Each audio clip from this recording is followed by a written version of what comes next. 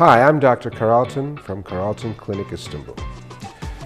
Well, today I want to talk about facial paralysis and basically what we are doing in our clinic. I'm glad to announce that we're the only clinic in the world that uses the hybrid technique in facial paralysis. We have the concept of analyzing the patients and categorizing the patients according to their needs.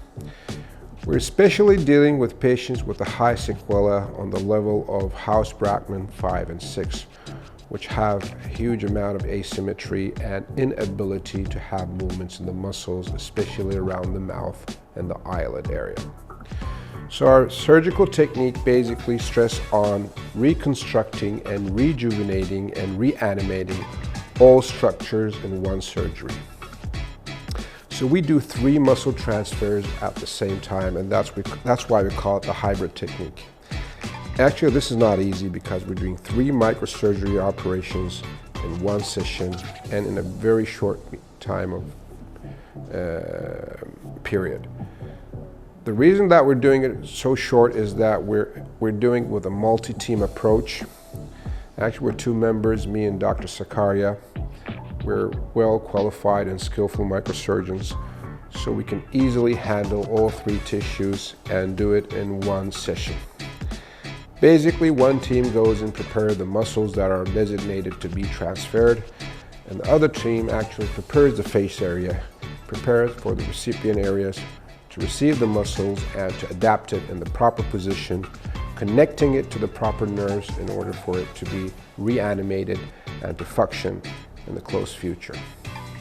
If hopefully we would successful to recope with all the 3 muscles, we're expecting to have a restoring in the eye blinking area, so the patient will be able to have the ability to blink his eye or her eye. They will have the ability to create a proper smile in the perioral area, and they will have the ability to create a symmetrical mimic during their animation. So basically, we're transferring the platysmal muscle from the contralateral, the unaffected side, the muscle with its nerve, and then we're transplanting it to the affected side in both eyelids in order to restore eye blinking. We connect the muscle to a nerve that has been transferred from the unaffected side through one of the branches of the facial nerve. The second muscle is transferred from the foot.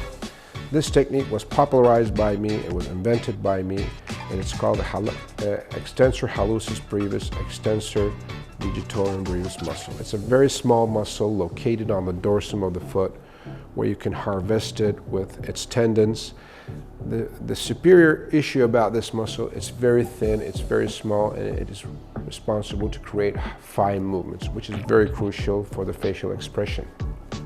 And then we're harvesting the muscle with the vessels and the nerves, and then we're taking it with microsurgical skills and we're adapting it into the cheek area in order to restore the mouth movements and restoring smile. We connect the muscle to a nerve called the masseter nerve, which is the chewing nerve related to the masseter muscle at this area.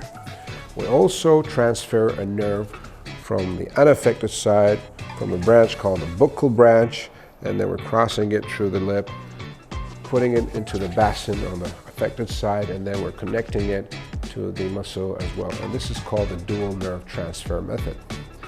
Basically, we go for the 3rd muscle. We would select the gracilis, which is the muscle that is located in the thigh.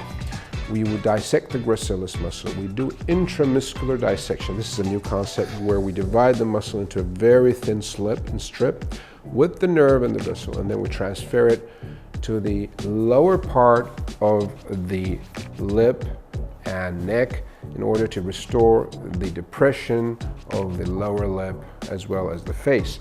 And this muscle is connected to a nerve called the 11th accessory nerve, a branch of it that basically is responsible of elevating the shoulder. And with this nerve, we're able to blink the muscle and function the muscle in order to create that movement as well.